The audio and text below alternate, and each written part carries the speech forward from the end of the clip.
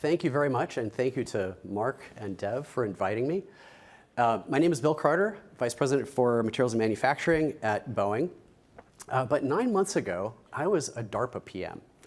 And I want to give you a sense of my transition from living the dog years of DARPA, which is actually sort of light speed, to living in this vast company that I've joined, and how it can inform us on how we can construct our supply chains, how we can think about manufacturing and materials, as well as the platforms that we develop. I have a tag team partner.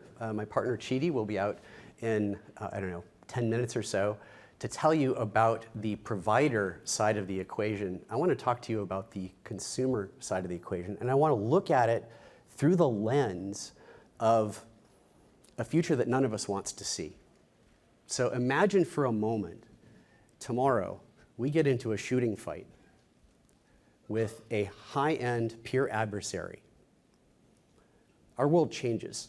Many things change. And I was considering having some audience participation at this stage, but I think I would get as many opinions on that topic as I would people in the room. And most of you are too far away anyway. But let me at least observe a couple of things about that future that none of us want to see. First is that if that happens, the arsenal of democracy that we have put together will be depleted over some period of time. And in fact, on the other side, it will be depleted.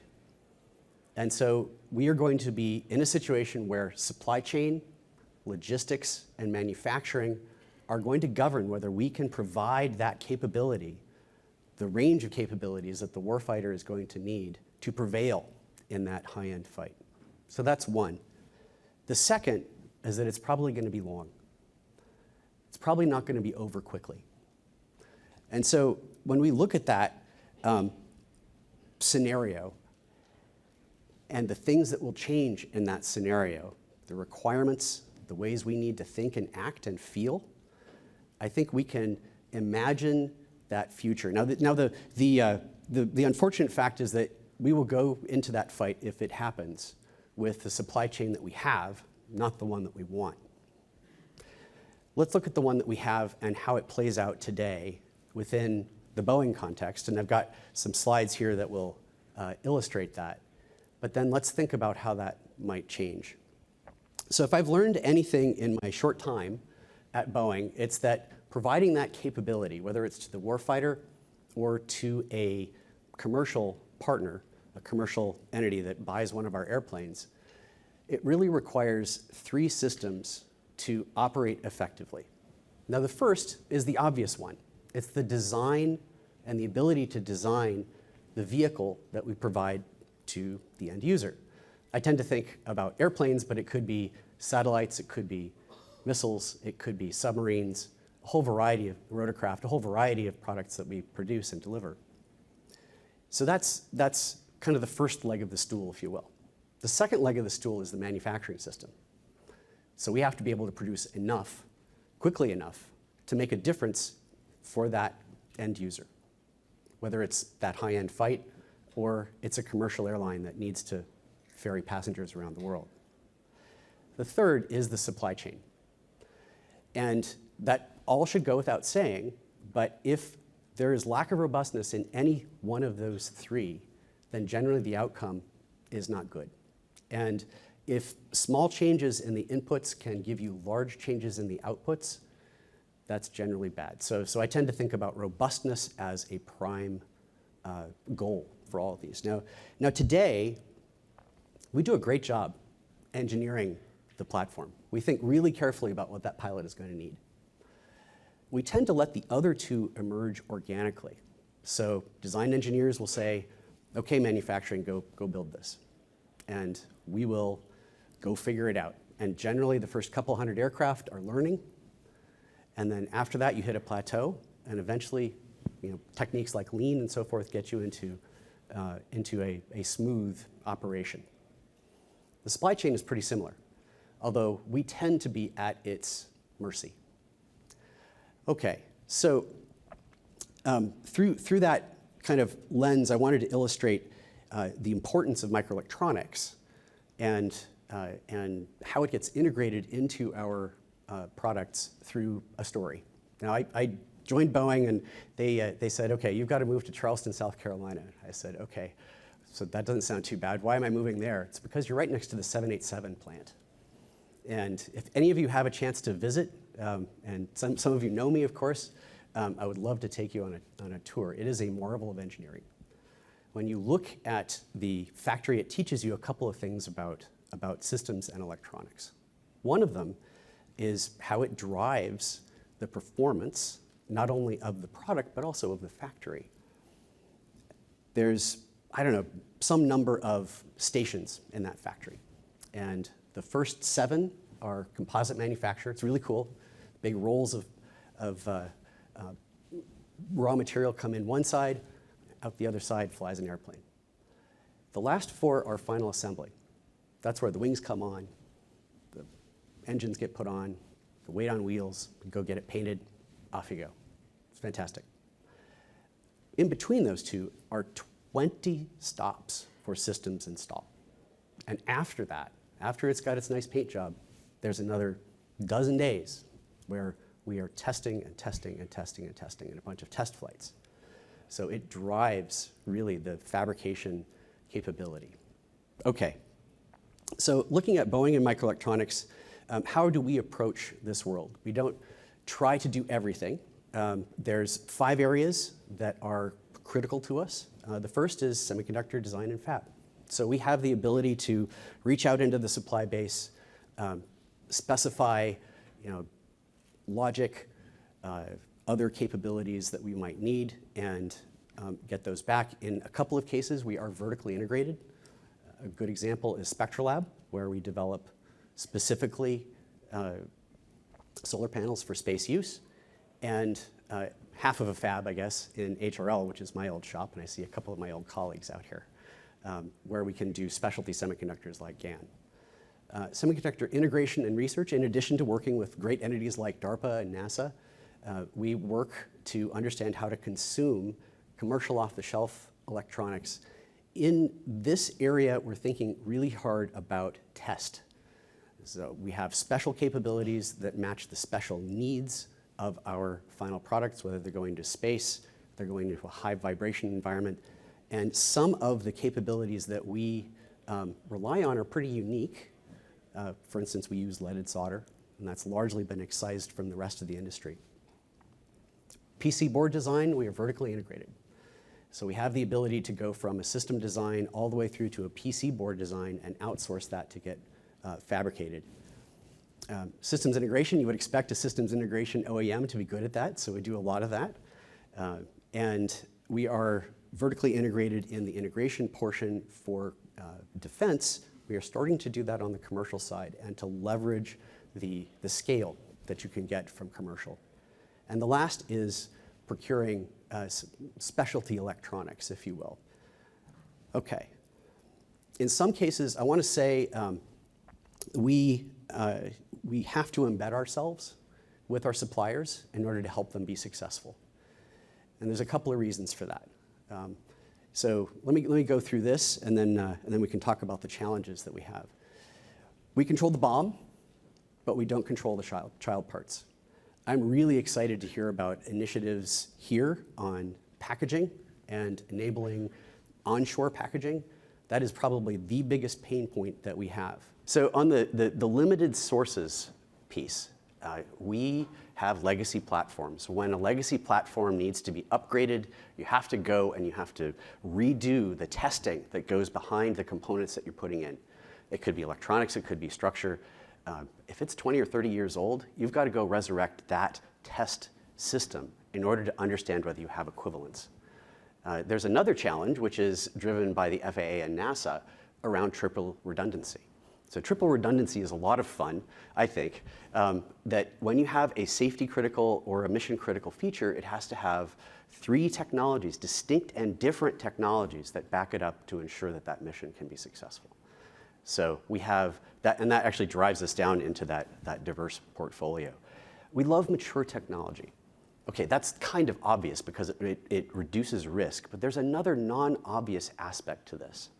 And it really relates to the system trade. So when we try to ingest new technology, we've got to make sure that it works with the rest of the system and the rest of the mission. I think this is really nicely illustrated in microelectronics. Below 7 nanometers node size, we have a hard time getting the thermal management associated with that technology to trade for a weight-sensitive platform. It's not just size, weight, and power, it's also the rest of the mission. How can we get at that? Well, I'll give you one simple piece of advice. Make friends. Make friends across all of the domains that impact that technology so that you can understand how not only you can get the technology in and get the benefit from it, but also we tend to travel risk outside of our domains. That risk aggregates in ways that the system and the system designers may not understand. So by having a good, even personal network across all the domains that need to be affected, I think we can get at that more effectively. I would like to believe that we have more automated tools and simulation and modeling techniques that can help us as well. Those are coming along. Let's go ahead and use them. The last thing is the diverse microelectronics portfolio. So we make a lot of platforms. They have incredible electronics content, but that content is limited volume. We're talking thousands per year at the at the top. But we also want that at low cost. How are we going to get that? I think one of the prime culprits here that I can point at, and a good challenge for this community, is around packaging. And I was really excited to hear the initiatives that we're putting together to start to get at re-onshoring packaging. But it's driven by low labor cost in Asia. The cost of packaging is really trapped. It's trapping that supply chain in countries that perhaps we don't want it to be trapped in. So thinking about automation, new ways of getting at reducing the cost and improving our ability to integrate. All right, so let me just wrap up with a graph, a couple of anecdotes, and a challenge. So this is how we see the supply chain writ large for Boeing, both commercial and defense, recovering. That's good news. Of course, my colleagues will say, Bill, what are the error bars on that? You know, that data point there? And it's probably as large as the signal, to be frank. But there's hope. There honestly is hope, and we're seeing it. Dave Calhoun, our CEO, has said, we are not out of the woods. We're going to be on a 5-year journey, at least, before we see ourselves back where we were pre-pandemic. A lot of that can be driven by what we have there on the slide, deferred maintenance. But also, there's a whole bunch of issues that are worrying us. Let me just hit on a few of those. One of them is labor. So I'm one of a lot of new executives at Boeing. Actually, there's almost 30 or 40% of us are new. That number holds true downstream. It holds true at our individual contributor level.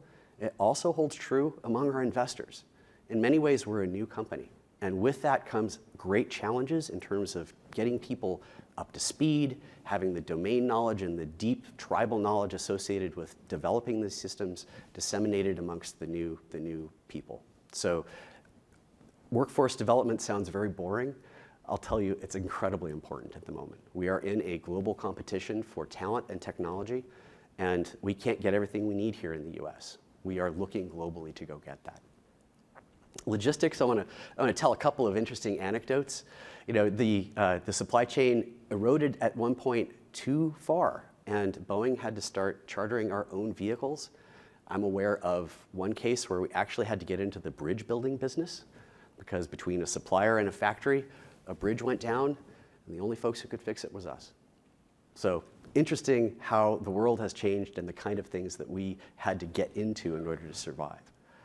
And the last, which I think is super important, I'm glad to hear in this, among this audience and the talks, sustainability.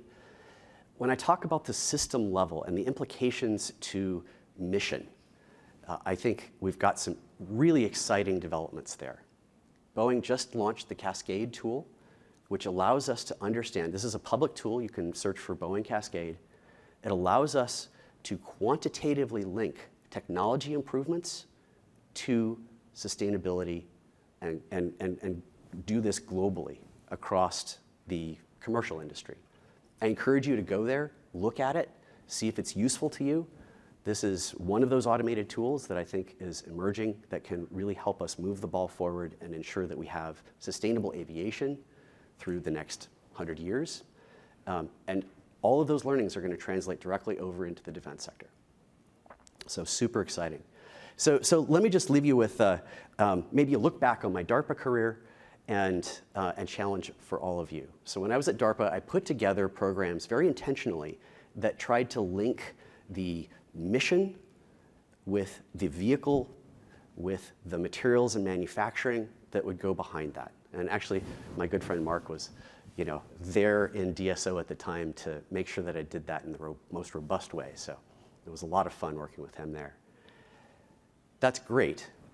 Those programs are ongoing. I'll let those program managers talk about their success or not, but I missed supply chain. And if I could go back and fix those programs, I would put supply chain in. Not only do I think the system is engineerable, the materials are engineerable, the manufacturing capability that goes behind those is engineerable from a system perspective, from a mission perspective, but I think the supply chain is too. And I'd like you to take on an analogy. And this one still kind of makes my head hurt. And maybe it's not the right analogy, but I'll just leave you with it and we can debate about it at lunch because I know I'm in between you and the amazing posters that are out there and food. So if the platform designer is designing for the end user, that's the pilot, say the pilot of the vehicle, who is the analog for the production system, which we can do systems engineering on? We don't do that today, but we can. And most importantly, the supply chain.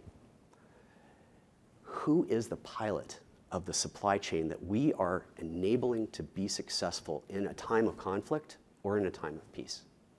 So think about that. With that, thank you very much. I think we're out of here.